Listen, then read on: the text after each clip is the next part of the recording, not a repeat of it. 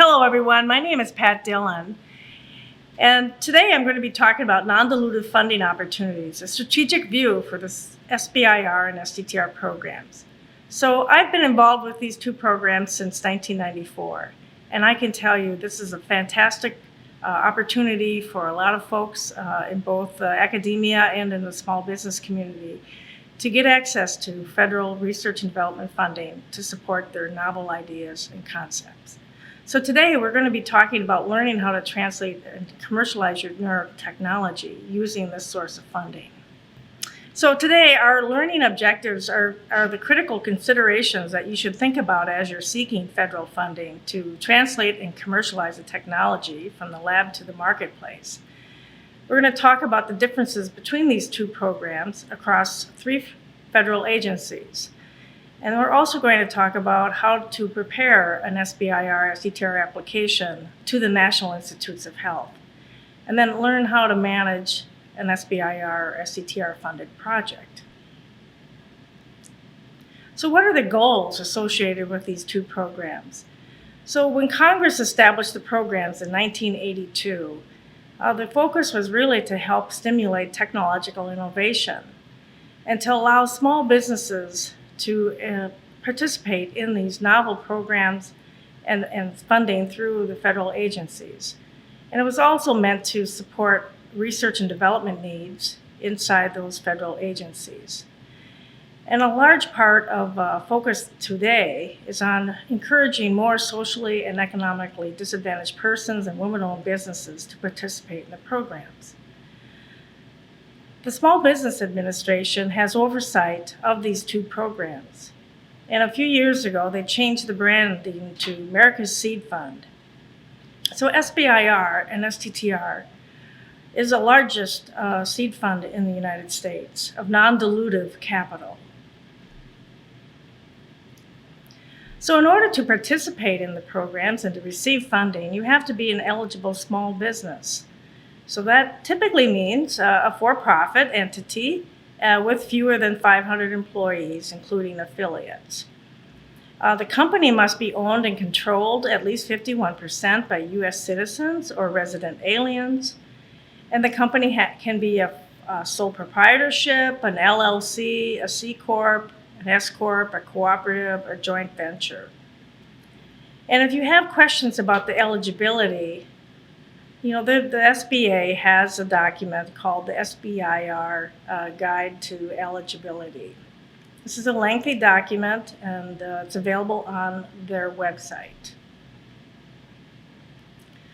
So let me tell you a little bit about the SBIR program. So when it was established in 1982 by Congress and authorized and signed into law by President Reagan, it required that 11 federal agencies set aside at least a percentage of their extramural R&D funding for this program. In 1983, the first awards were made, and probably the total budget for the whole entire SBIR program was about $500 million. Today, it's about $3.5 billion each year that's available for small businesses all across the country to access those funds to develop their technology and help de-risk their technology for eventual product or service that can be sold into the marketplace. There are 3 phases, plus there's some additional options, fast track, direct to phase 2, and the phase 2B, which I'll explain a little later on. The topic areas are very broad and specific depending upon the agency. There are research areas that overlap across the agencies.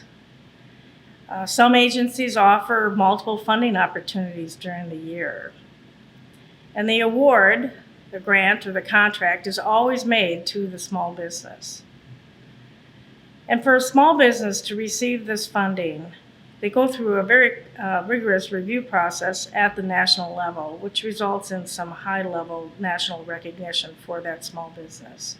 And a key point that I want to make is that there's no limit to the number of awards or dollars a small business may receive. The next program that I'd like to talk about is the STTR program. Now, this is very similar to SBIR, It requires only 6 agencies to participate in the program, and those agencies have $1 billion in extramural R&D funding. So they're required by law to take a percentage of that funding and set it aside for this program. In this fiscal year, the estimated amount of funding available across these 6 agencies is about $500 million. We have 3 phases plus the options again for the STTR program. The STTR program requires this cooperative research agreement between the small business and what we call the single partnering research institution, which is typically a university or could be a medical establishment, or maybe some other organization that meets that definition. The value, I believe, for small businesses to access funding through STTR is it also allows them to access facilities, equipment, and expertise at our nation's academic institutions. And this is really important for many small businesses. And again, the award is always made to the small business.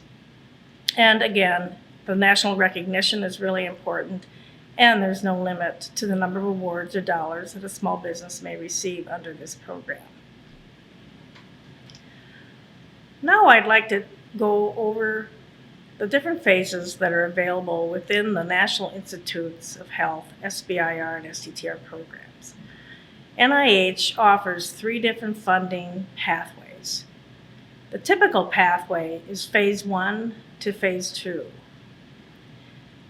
They offer a fast track, which is a combined phase 1, phase 2, plus a commercialization plan that gets submitted all at the same time. And for some projects, if the technology has already been demonstrated with the company's own funding, then they can begin at the direct to phase 2 program. And that's only available with the SBIR program. So when you're thinking about your project and which phase it should start at, really give some thought to what are the technical questions that we're trying to answer as a part of this project. How long will it take? How much money will it take in order to prove either the technical feasibility phase or developing a prototype? This is a very important step in the entire process of getting started with SBIR and STTR. Once you've been funded at phase 1, and you demonstrate your work, you have good results, you have great outcomes, then you can apply for phase 2 funding. It goes through the same review process at the NIH, and the success rate is typically about 30 to 40%. In phase 1, the success rate is about 15 to 20%. Now, if you have a project where you can actually articulate what you intend to do in phase 1 and what you intend to do in phase 2, and you have all the data and information necessary to put together a credible commercialization plan, you could potentially submit an application that's called a fast track, which is a combined phase 1 and phase 2 proposal. It goes through one review, and it reduces the gap between the end of the phase 1 project and the beginning of the phase 2 effort. And for some projects, if the company has already demonstrated technical feasibility, they have the potential of requesting funding through the Direct to Phase 2 program, and this is only available for SBIR applications. This is a really important program for a lot of companies, and I encourage companies to seriously look at whether that's a good place for them to start or not. At the completion of either a phase 2 or a fast track or a direct to phase 2, now you have the opportunity to request a phase 2B. In the congressional legislation, this is referred to as a sequential phase 2. So this funding in phase 2B is there to support extraordinary efforts associated with your project, and it's up to $3 million over 3 years to support that effort. In today's environment, it's not just about the science and technology. We're really focused on commercialization. And this was as a result of legislation that was passed in the early 2000s by Congress to really encourage agencies to focus more and more on commercialization. And so with NIH, they created, as a result of the legislation that allows for this to happen, they take part of their funding and they support this commercialization readiness pilot program. And this is a really important source of funding to help companies continue down this path of commercialization and to get additional support, financial support, and technical and business expertise from NIH and their resources.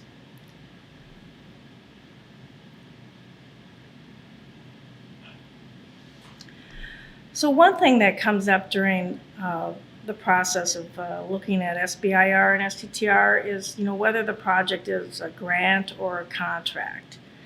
So for many NIH applications, they are grants. There are principal investigator-initiated projects, and it's essentially a grant. It's providing assistance to that small business to research and develop their technology. And of course, there's reports that are required as a part of getting those grants. And then we have some agencies, and NIH also has a contract program, where they basically identify the topic, and as a PI or a small business, you're going to propose your project in response to that very specific defined topic that they've published in their solicitation. And of course, there's contract deliverables. There's a report, a prototype, etc. And this is all spelled out in their solicitation as it relates to those topics. And of course, there's final reports that are required with the contracts as well. So today I'd like to talk specifically about 3 federal agencies that support neuroscience research and development under the SBIR and STTR programs. My remarks will be mostly focused on the Department of Health and Human Services and the National Institutes of Health, followed by a brief discussion of the National Science Foundation and the Department of Defense. So the Department of Health and Human Services, which is the home for the National Institutes of Health, provides about $1.2 billion each fiscal year to small businesses all across the nation to develop and research and develop new drugs, diagnostic, therapeutics, and other technologies that improve human health. In NIH, there are 24 institutes and centers that participate in the program. Each of these institutes and centers have different budgets that they make available for the SBIR and STTR programs. The 3 largest institutes include the National Institutes, the National Cancer Institute, the National Heart, Lung, and Blood Institute, the National Institute on Allergies and Infectious Disease, and then of course we have the National Institute on Neurological Disorders and Strokes. And there's a smattering of other institutes that are also obviously participate in the programs. As an NIH, they issue 4 solicitations each fiscal year. This is typically done in June, with receipt dates of September 5th, January 5th, and April 5th. They also segment these solicitations into either projects that require a clinical trial or those that do not. Your job is to make sure that you select the correct funding opportunity announcement that matches your project, whether it's an SBIR, an STTR, or it's a clinical trial, or it's not a clinical trial. It's very important that you select the correct FOA before submitting your application. Another term that comes up routinely with the NIH, SBIR, and STTR programs is they commonly refer to these solicitations as the omnibus solicitation. And the reason why it's called an omnibus is because there are many institutes and centers that participate in these solicitations. The budget guidelines are different across these institutes. But from a general perspective, phase 1 is, set at $295,924. And then, of course, phase 2 is the dollar amount that's listed. One thing to keep in mind is that when you're thinking about your project and the institute that you're planning to target, you'll always want to look at those waived topics to make sure that your project can fit within one of the waived areas. And the reason you want to do that is to be able to request more funding to support your project beyond what these dollar amounts are here. For example, the National Cancer Institute funds projects at $400,000 or more. The National Institute on Neurological Disorders and Strokes can fund a phase 1 project up to $700,000. So you can see that even though these amounts are statutory amounts that have been established not only by Congress but by the NIH requested from the Small Business Administration to go beyond those dollar amounts due to the significance of the projects that are being proposed by the companies. The other thing that you want to make sure you do is to read the program descriptions and research topics for your institute. And you'll learn more about what their mission is, the topics that they're interested in, the funding levels, any other funding opportunity announcements that might be applicable to your project. This is a really important document. It's a very large document, so I wouldn't print it off. But it's really a key place where we go to make sure that we're focused on the right institute and we know what our budget potential is for our project. Now, the NIH captures and collects information on the success rate across their different phases and how many applications are reviewed, how many are awarded, what's the success rate. And so we've pulled this out for both SBIR and STTR. So you can see that it's very competitive, and you can also see how much funding is allocated for each of the phases and each of the programs. This is a very important data point as we are working with companies that you're looking at potentially getting funding from these agencies or from the NIH to support your project. You want to look at what the percentage, the success rate is, not only for these programs, but then for the institute that you're planning to target. And all of this information is available at the NIH Reporter, which we'll be covering during this presentation today. So the NIH Reporter is this wonderful database that's available, and it has so much power, and I find it very intuitive to use. It's filled with all the awards that NIH has made to all sorts of organizations, including SBIR and STTR companies. It includes the success rates. It includes the strategic plans, for each of the institutes. There's just a tremendous amount of information in this database. I strongly encourage you to do your homework and to take a look at what kinds of projects have been funded in the past that's in your space. Sometimes you will be able to find either potential collaborators or maybe even competitors that have been funded by NIH. Very important database to do some homework and to really hone in on which institute, which study section, what's the potential for the funding level for your project, etc. Now I'd like to talk about the NIH process. And as you can see on the left margin, we have what the types of steps you need to go through before you apply, what you need to do to apply, what happens after you apply, and then, of course, if the project isn't funded, how you can revise and resubmit your application. In the before you apply category, I'm going to point out two very important steps that you're going to have to do and have to get started early. One is to register your company. There are several registrations that are required in order to submit an application. And these registrations have to be active in these federal systems. And so the one registration that is the bottleneck is the System for Award Management.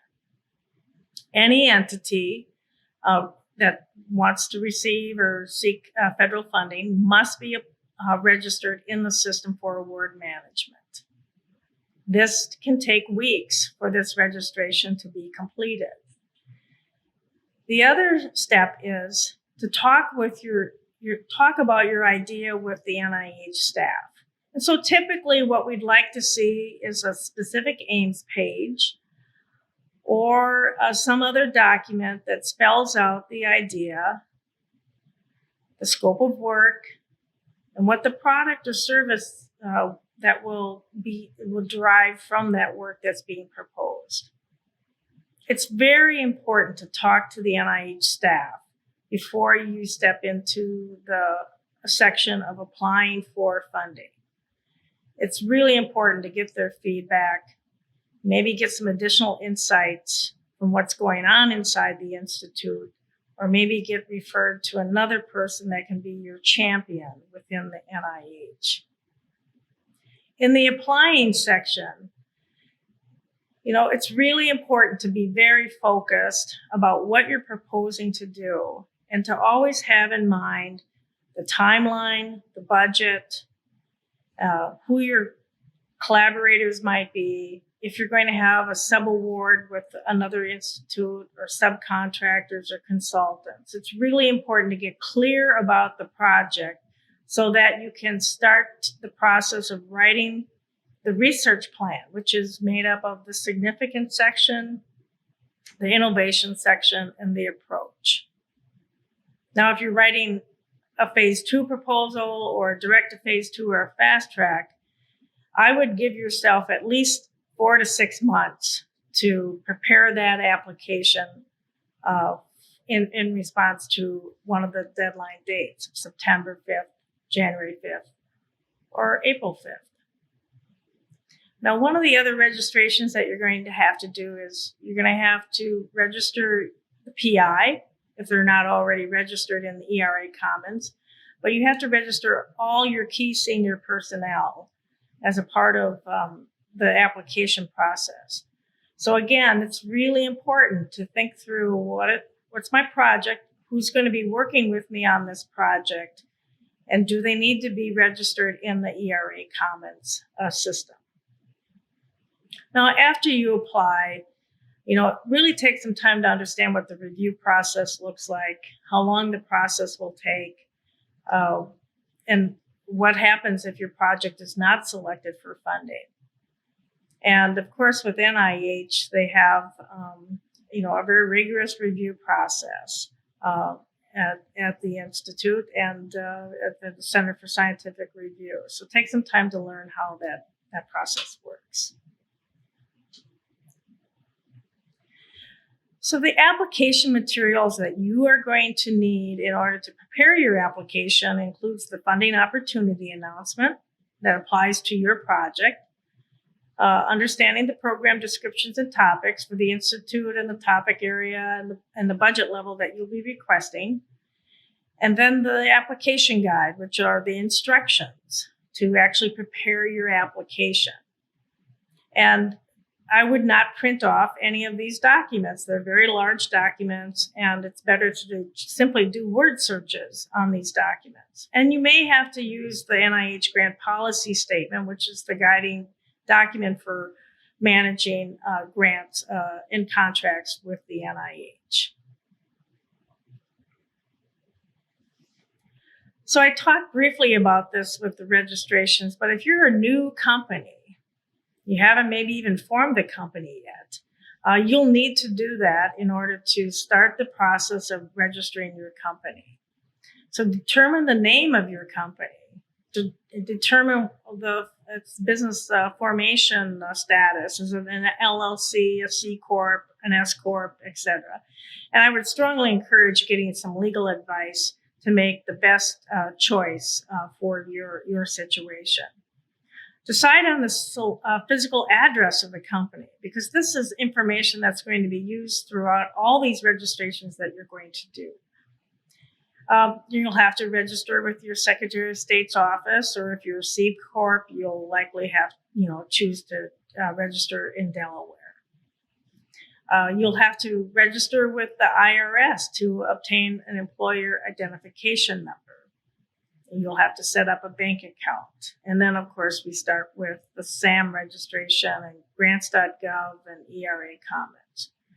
Now, all of this information is available on the NIH SBIR STTR homepage, where they spell out what the requirements are.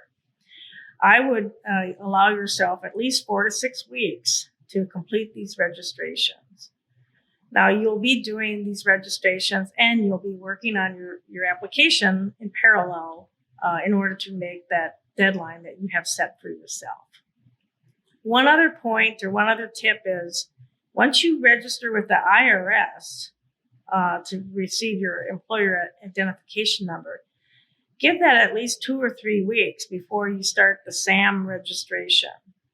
When you register with SAM, SAM will look in the EIN system to see if it finds your company. If it doesn't find your company, then it creates a ticket and you'll have to wait 2-3 weeks before SAM is able to validate your business. You must have all these registrations done in order to submit an application. So this is a top priority for your business and for your pursuit of SBIR and STTR funding. Now, many of these registrations only have to be done once, except for the SAM registration. That will need to be renewed each year. And one other tip, you'll be contacted by for-profit firms who will want to help you renew your SAM registration. It's not necessary for you to pay an outside entity to help you with that renewal. That is something that you can absolutely do on your own. The other tip is you'll be receiving emails from for-profit entities. But if you get an email from a .com company, just know that they're probably looking for a fee for their assistance to help you. The legitimate email extensions are .mil and .gov.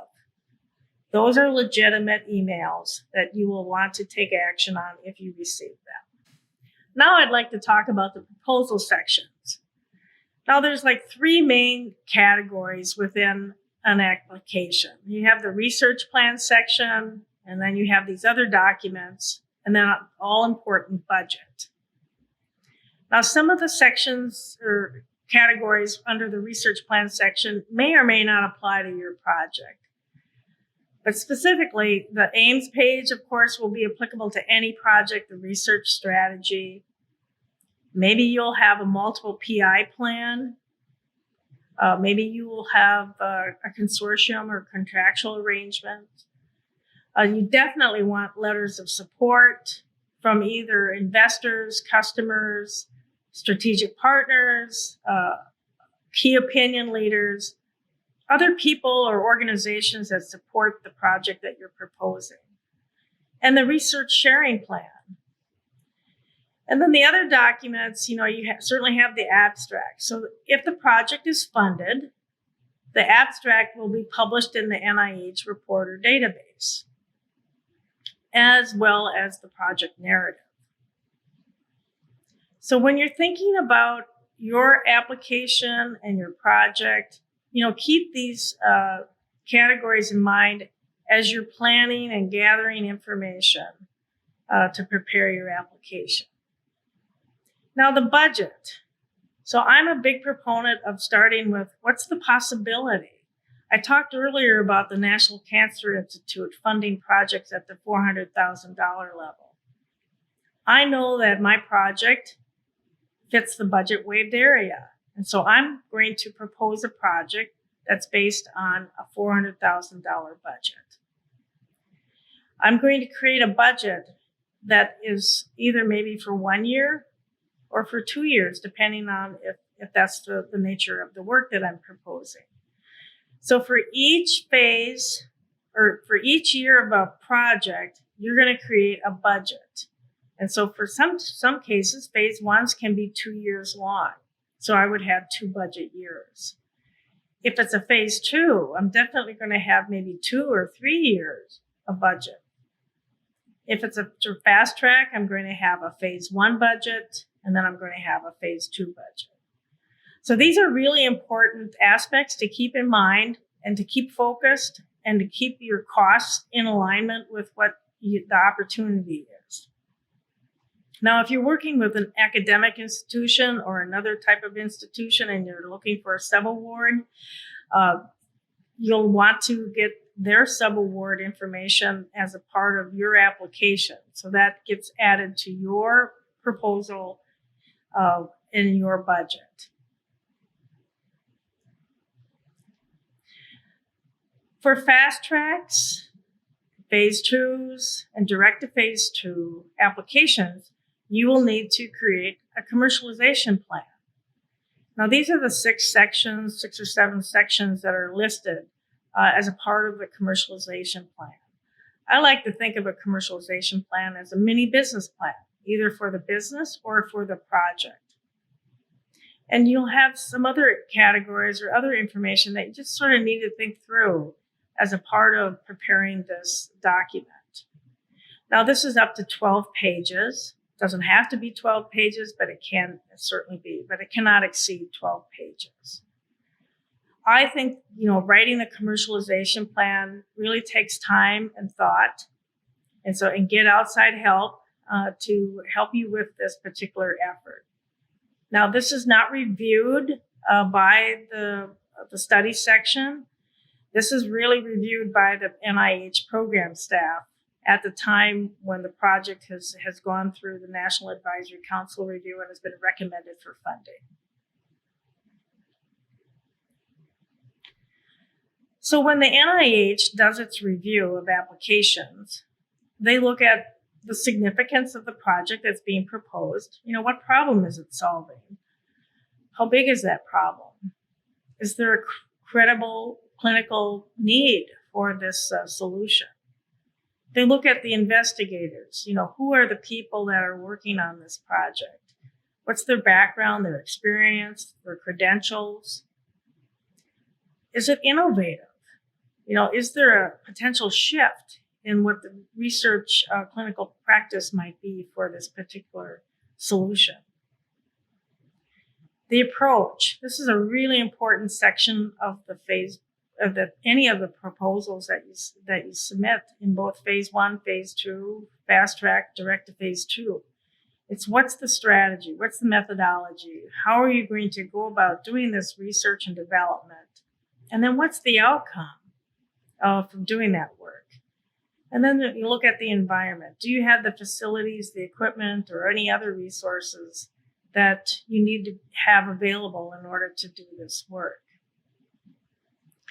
And then if you're doing clinical trials, you really need to spend a lot of time on making sure that you've got the relationships in place to be able to do that clinical trial and meet those requirements. Now, I want to make one thing that's point out here is that the NIH clinical trial is actually different from the FDA clinical trial. So just keep that in mind as you're moving in that direction. So I always say that it takes about 150 to 200 hours to prepare an application with all the work that you need to do to pull your team together, build your budget, get all the letters of support, write the application. There's a lot of work that has to be done, and it is a huge amount of work. And so I would strongly encourage that you start early in the process. And I would also agree that just starting, with one great proposal rather than several decent proposals. And make sure that you can articulate what's the unmet need for the proposed solution. Recently, I had a project that I thought was really credible and it was clinically significant, but unfortunately, the reviewers felt that it wasn't clinically significant. And so therefore, the project was not funded. Make sure you assemble a review team for honest feedback and advice. Get another set of eyes on your proposal. And maybe from someone that's not very close to what you're proposing to do. It's really great to have a set of fresh eyes on your proposal because they'll see things, they'll read things, they'll look for readability, flow. Is it appealing? Is it visually appealing to read through your proposal? Is it exciting? Is this something that should be funded? And of course, seek professional support if you need to. So we spend a lot of time talking about the specific aims page. I would venture to say that it is the most important page of an application. And when the reviewers are done with their scientific and technical review and they provide their summary statement and their critique, and your project, if it received a numeric score, then it goes to the National Advisory Council for their review and funding recommendation. It's this page that they're looking at. They're not looking at the entire application.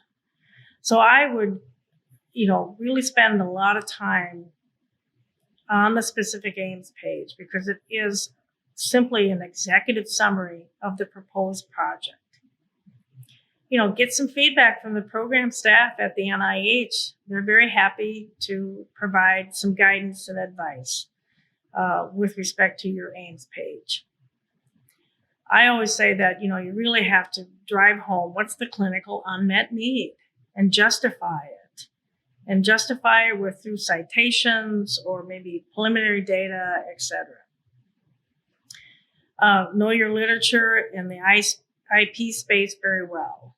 And then, of course, look at what are the limitations and alternative strategies that might be needed in order to preempt any concerns by the reviewer. So now I'm going to talk about tips for writing a convincing proposal. I think what's really convincing is really having a strong collaborative team that's made up of people and organizations who are best in class. And that might include subawardees, subcontractors, or consultants. So when you're proposing your project, think about the people and the organizations that can add value to what you're proposing to do, because this is going to be a key evaluation factor by the reviewers at NIH. You'll also want to seek letters of support, and that includes, of course, customers, investors, strategic partners, key opinion leaders, etc. There's no limit on the number of letters that a small business can include with its application. Be thoughtful, strategic about which letters you're going to include. You will draft the letter for that entity that will be providing the letter, but they have full availability to change the letter as they see fit. Letters are really important. Not only does it show the significance of the science that you're proposing, but maybe potentially the market validation of what you're working on. And now when you write the proposal, keep that reviewer in mind as you write the application. Put yourself in the reviewer's shoes. I've looked at many applications over the years, and the ones that are most compelling are the ones that are well thought out, well written.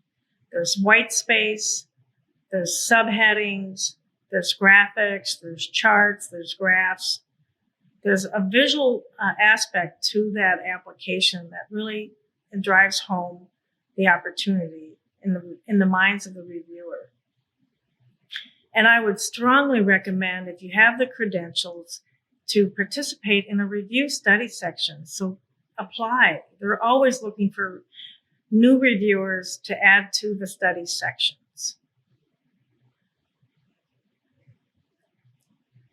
So as I said, you want to create a professional and visually appealing application. Include high resolution images, charts, graphs, schematics, anything to help tell that story to the reviewer. Use bolding text. but don't overdo it. But, really point out the key points of the application that you want the reviewers to read and to consider as they're doing their evaluation of your proposal. The SBIR and STTR application requires a project outline, a project timeline that outlines the aims and the tasks and the anticipated outcomes over a period of time. This is a really important component because very easily the reviewer can see how long the project will take and what are the key efforts that you're planning to do. So what I'd like to do now is talk about submitting the proposal. You're going to use the Assist tool that's part of the ERA Commons system. Now you'll have to register the company in the ERA Commons, the principal investigator if they're not already registered in the ERA Commons, and all the key senior personnel that are involved in your project. This is a phenomenal tool that is used to apply for funding. I find it to be a very intuitive system that mimics the SF 424 application that's in the application instructions. So this is a really important tool that is used, and I encourage you to get familiar with the Assist tool. It's actually set up in a folder format, and that mimics what the requirements are. And they have application guides and other tools that you can use to help navigate through that Assist tool. The other added benefit of using the Assist tool is that you can actually copy an application and then apply for a different funding opportunity announcement and only change the things that need to be changed in order to apply for that new FOA. The other added benefit of using the Assist tool is you can actually do a validation of the application before you actually submit it. Now, if you get errors in your application, those have to be fixed before the application can be submitted. If you receive warnings, the application can still be submitted to the ERA Commons system. So once it is submitted, the application transmits over into grants.gov, and then from there it actually transmits to the Center for Scientific Review.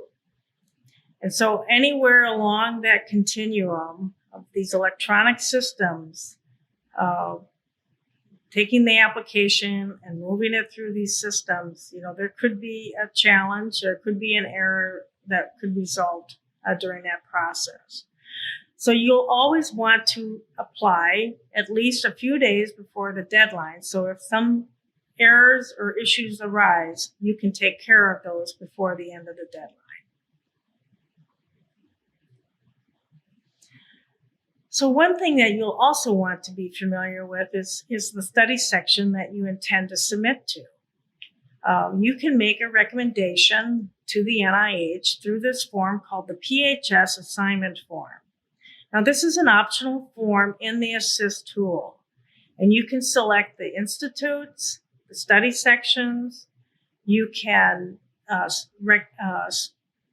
request that certain people not be a part of that study section, or you can also suggest to NIH, to the CSR, that maybe your application requires a specific discipline or expertise, and you can recommend that expertise or that discipline. You can't name somebody, include someone by name. It's really important to do this PHS assignment form. I believe that it's better that as a company to help do as much as you can to make sure your application gets to the right institute and the study section that has the expertise to do a really good review of your application. So once the application is reviewed, It's going to take 6 to 8 months for this process to occur and from application to award. So you need to be patient. So the NIH uses 2 levels of review. The first review, of course, is the peer review. This is the study section that's made up of scientific and medical personnel and so forth that are actually going to be evaluating the proposal. And there's usually 3 reviewers per application. The second level is the level that's the National Advisory Council. And now they take those results from the study section and they determine which projects our applications are relevant to the priorities and the public health needs for that institute. They make a funding recommendation to the institute or center director. And so after the National Advisory Council meets, there's usually 1 to 3 days afterwards where the summary statement is distributed a little later on. And this is made available to the principal investigator via ERA comments. Now I'd like to talk about the peer review process. At NIH, in the study sections, there are 3 reviewers that will review your application based on the significance, the innovation, the approach, the environment, and the investigators. And there are 3 reviewers, a primary reviewer and 2 secondary reviewers. Those individuals will be reviewing your application and providing a critique, which will come out as a summary statement. And the summary statement will either state that the project received a numeric score, which is a good thing. If it does not get a numeric score, then it was scored in the lower 50% of all the applications. Once it receives a score, a numeric score, then the project goes on to the National Advisory Council review. But let's say your application did not get a numeric score. It's strongly recommended to talk to the scientific review officer and to get other feedback so that you can make a decision about revising or resubmitting your application. The name of that individual is in the upper left-hand corner of that summary statement. My recommendation is to read the summary statement, jot down your concerns and so forth. Take the emotion out of the review, because many times people are upset, frankly, when they read their summary statement. Take time. Take the criticisms with a professional tone, and then have a conversation with that program official. Now, if you plan to resubmit, which is my recommendation at every instance that you have that possibility, you're going to have to submit what we call an introduction page. This is in addition to the specific aims in the research strategy. And this is your opportunity to respond to the reviewer's criticisms. Be respectful and professional with your response to the reviewer's comments. Now, I've listed here the NSF and the DoD, which they too allow for resubmissions. It just depends upon a number of factors.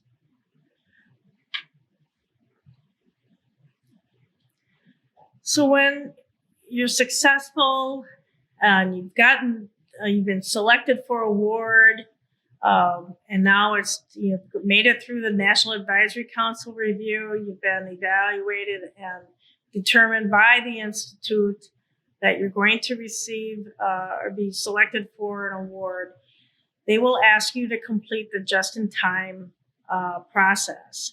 And there's a number of documents that you're going to have to provide to the institute as a part of them completing all the documents so they can make an award to your company. And once that decision is made, they will send you an email with a document that's called the Notice of Award. This spells out most of the terms and conditions associated with your award, the dollar amount, who serves as the PI, etc. This is a really important document because it does now have the institute has obligated the funds to your company. Now, if you're doing a human subjects research effort or clinical trial, they may put a restriction on your award until you get through the IRB at the institution that you're involved in. Now, the notice of award is also going to include some other documents in the financial management system. So my recommendation is to submit your application, and then as a company, you're going to spend some time actually preparing your financial management system in anticipation that award will take place, 6 to 8 months from now. And so you'll be in a good position. So when they ask you if you have a financial management system in place, you'll be able to say yes and fulfill that requirement. It's really important that you establish your financial management system so that it meets all the requirements of a federal grant or a contract. There are many steps to managing an award and many requirements. So I would take time to really review all the terms and conditions for reporting requirements, especially in the iEdison invention reporting that you'll need to do if you have new IP that results from the work that you're proposing or the work that you're doing as a part of this SBIR STTR award. And of course, many projects result in journal publications. But before you do that, make sure you consult with your IP counsel before publishing. You do not want to harm in any way your intellectual property status with respect to your technology. Now, again, with contracts, of course, there's many steps and requirements, and cash flow is always an issue. So as with grants, the monies are obligated to your firm, and they're literally sitting in an account at NIH for you to draw down those funds based on a proper invoice.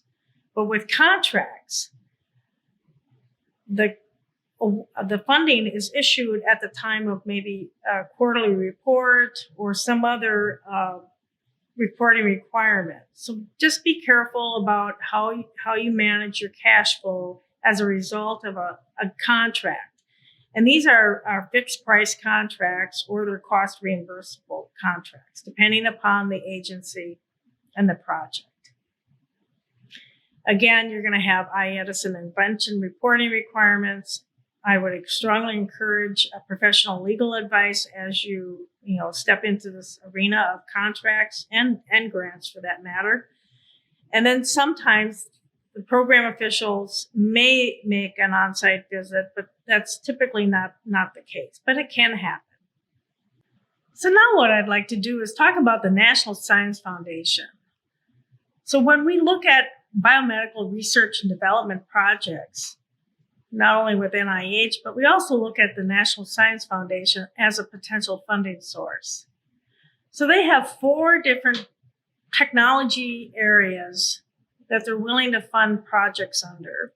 And those 4 areas are listed above. These are very broad technology areas. NSF has about a 10% success rate.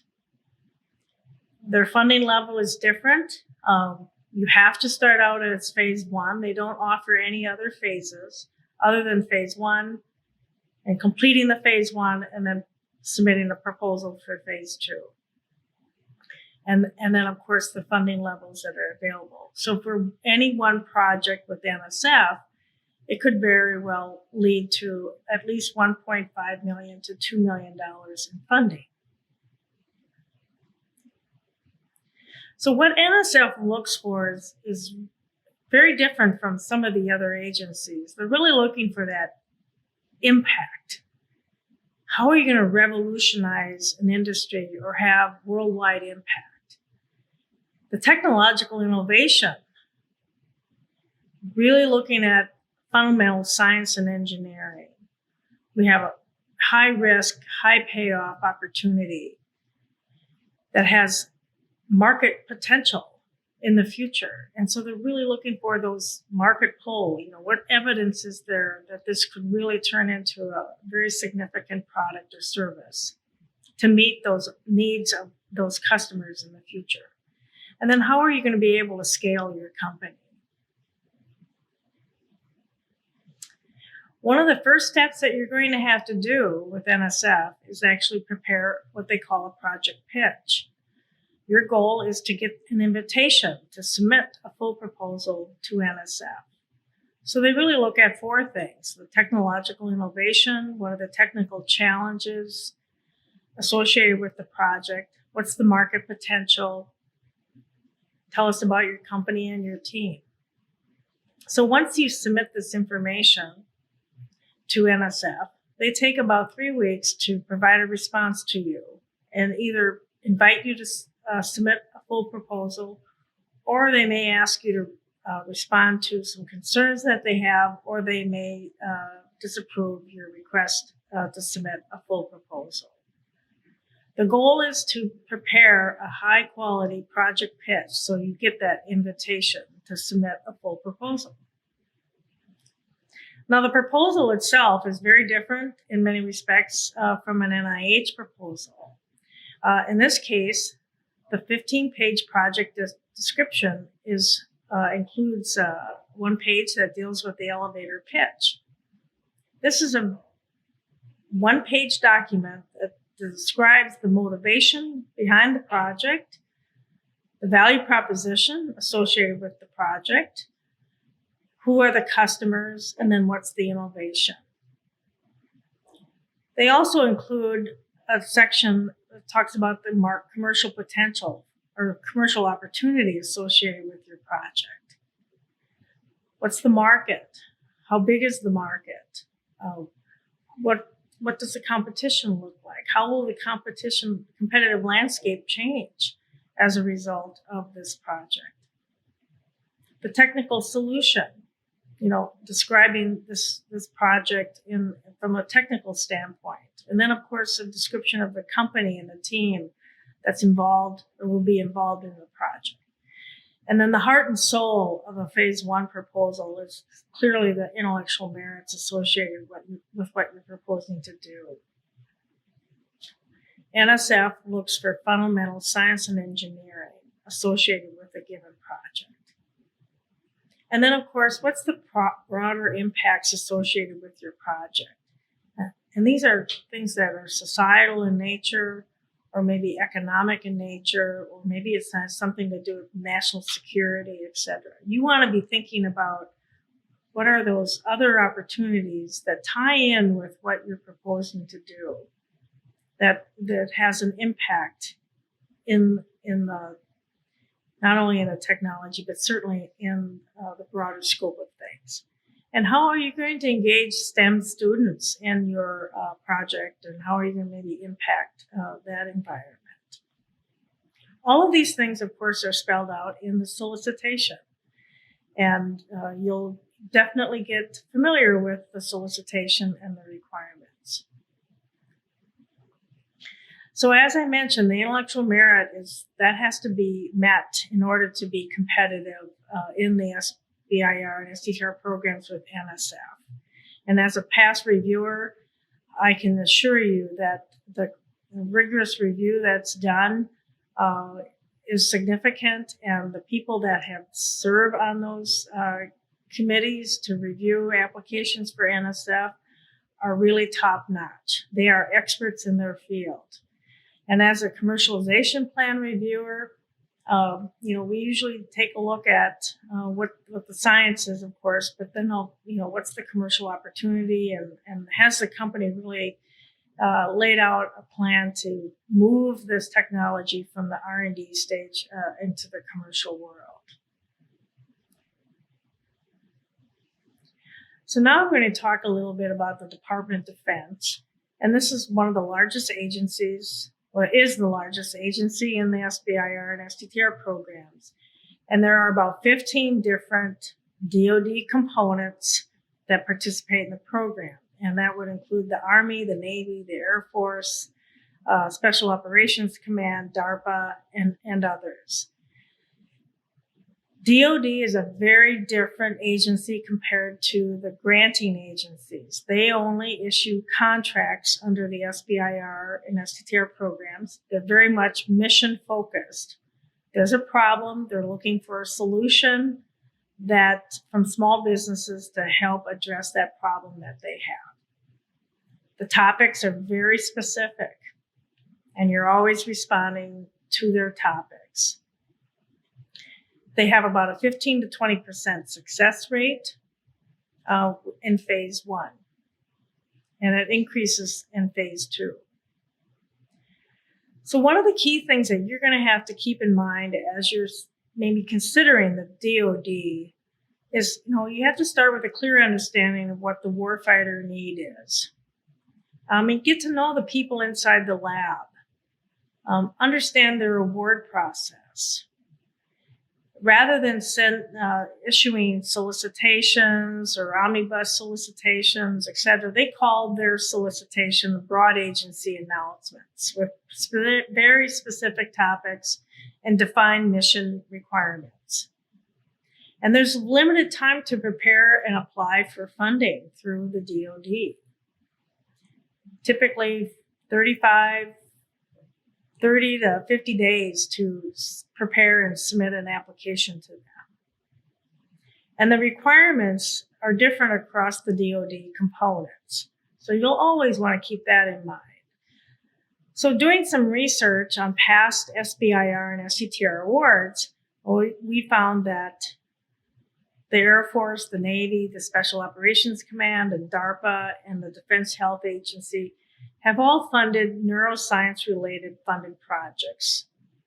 So again, you want to take a look at who are the groups within the DoD that might be a potential funding source for my project. And this will take some time and effort to understand who the customer might be inside the Department of Defense. Their proposal is very different from NIH and NSF. They use a volume type methodology, and their rules and requirements are very different than the granting agencies. So as a startup company, or maybe even as an existing company, you want to think long and hard about from a management perspective of, do we want to participate in both grants and contracts, or do we just simply want to focus on grants, but have a mind or an eye towards potential opportunities that might exist with the DoD? The one thing that's really different about DoD with the other agencies is that they are the customer in phase 3. And so this is different from NIH and NSF. NSF will never ever buy the product or service that you're developing. And NIH may buy it, but that's through their contracting office for products or services that they may need as an agency. But DoD is clearly a customer. They fund the phase 1 and phase 2 projects with the intent to transition that phase 2 into phase 3 opportunities, meaning sole source opportunities for you as a company. This is a really important aspect of the SBIR and STTR programs because it was laid out in the legislation to allow companies to benefit through the commercialization of their technology through sole source contracts. So one of the other things that you're going to have to think about, and this is different from the other agencies, but there's a lot of similarity across these agencies. I mean, they're really looking for good ideas that have strong commercial potential, and that it's being led by a qualified team that's able to do the R&D, but then also do the commercialization. So again, it's a different process, but the principles are the same with DoD as it is with NIH and NSF. Now, the commercialization plan, of course, is different as well. It's actually defined by that DoD component. So the Air Force may have different requirements than the Navy or the Army.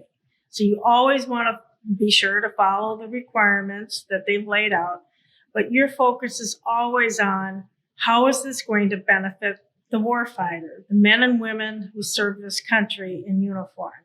You always want to keep them at the center of everything that you do.